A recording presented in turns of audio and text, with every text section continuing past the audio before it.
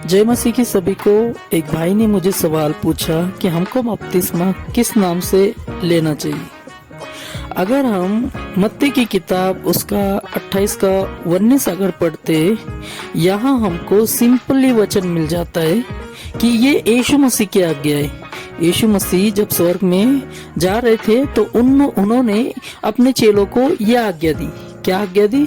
मत्ती 28 का 19, इसलिए तुम जाकर सब जातियों के लोगों को चेला बनाओ और उन्हें पिता और पुत्र और पवित्र आत्मा के नाम से बपतिस्मा दो। तो यहाँ सिंपल सा वचन है और ये यीशु मसीह की आज्ञा है। फिर भी लोगों को इस आज्ञा को छोड़कर ये सवाल आता है कि हम किस नाम से बपतिस्मा लें। तो ये सवाल आता इसीलिए है क्योंकि इन लोगों को ट्रिनिटी की सही से समझ नहीं होती है।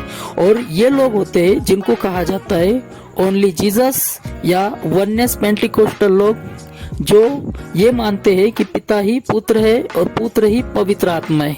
और अक्सर ये चेले लोगों के ऊपर मतलब सवाल उठाते हैं कि यीशु मसीह ने अगर यह आज्ञा दिया है कि पिता पुत्र और पवित्र आत्मा के नाम से दो, तो चेले लोगों ने तो बपतिस्मा यीशु के नाम से ही दिया है, ऐसा इन लोगों का बोलना होता है। और ऐसे 10 वचन है, 10 वचन प्रेरितों के काम में, जहाँ पर यीशु के नाम से दिया, यीशु के नाम से लिया, यीशु के नाम से दो, इस तरह का लिखा हुआ है।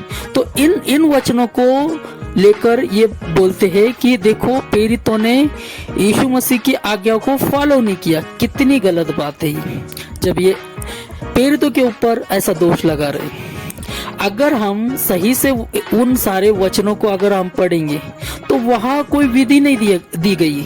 हम पूरे तो वचन नहीं देखेंगे क्योंकि वीडियो काफी लंबा हो जाएगा, पर हम एक वचन को देखते, प्रेरितों के काम उसका 2 अध्याय 38वां वचन।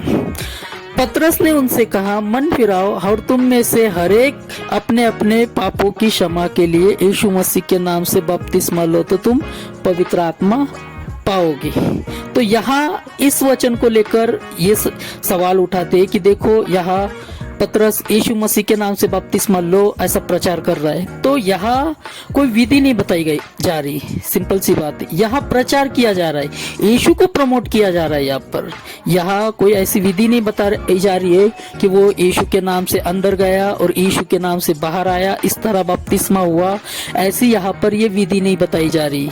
यहाँ सिंपल सा लोगों को मतलब ये प्रमोट करने, यीशु का नाम प्रमोट करने के लिए। जैसे मैं आपको एक उदाहरण दूं, मान लीजिए कोई व्यक्ति है और उस व्यक्ति के नाम पर कुछ प्रॉपर्टी करनी है, तो अगर ऐसा बोला जाए, मान लीजिए उस व्यक्ति का नाम धनराजी है, मान लीजिए उस व्यक्ति को अगर ऐसा बोला जाए उस व्यक्ति के नाम लेकर कि ये सारी प्रॉपर्टी जो है वो धनराज के नाम किया जाता है, तो जब वो सारी प्रॉपर्टी मेरे नाम किया जाएगी, मतलब धनराज के नाम किया जाएगी, तो ऐसा तो नहीं है ना कि सिर्फ धनराज ही नाम वहां पर लिखा जाएगा, वहां पर मेरा पूरा नाम लिखा जाएगा ना, धनराज नाना राउत।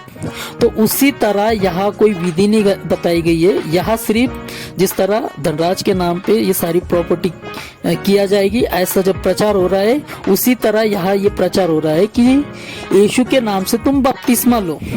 तो आप लोग समझ रहे होंगे मैं क्या बोल रहा हूँ। और कुछ लोग मत्ती के इस वचन को 28 के 19 के वचन को ये कहते हैं कि देखो यहाँ नाम लिखा है, तो इस नाम को भी मैं एक्सप्लेन करना चाहूंगा। मान लीजिए 3 व्यक्ति है और 3 व्यक्तियों ने किसी दुकान से मतलब कुछ लिया और इन तीनों व्यक्तियों के नाम पर पैसे डालनी, और जो व्यक्ति वहाँ का दुकानदार है उसने अगर बोला, उन तीनों का नाम मान लीजिए विनोद, बंटी और आकाश है, और उसने ऐसा बोला विनोद और बंटी और आकाश इनके नाम पे पैसे डाल दी, ऐसा अगर वो बोलता है, इसका मतलब ये है क्या विनोद, बंटी, आकाश ये तीनों एक है बोल के? नहीं ना, उसी तरह हमको समझना है। और सिंपल बात एक, जब हमको वचन बता रहा है और यीशु मसीह की आज्ञा भी हमको ये है कि अगर बपतिस्मा देना है, तो यहाँ वचन 28 का 19 ये कहता है, इसलिए तुम जाकर सब जातियों के लोगों को चेला बनाओ और उनको पिता और पुत्र और पवित्र आत्मा के नाम से बपतिस्मा दो, तो हमको यीशु मसीह की ही आज्ञा पूरी करनी है।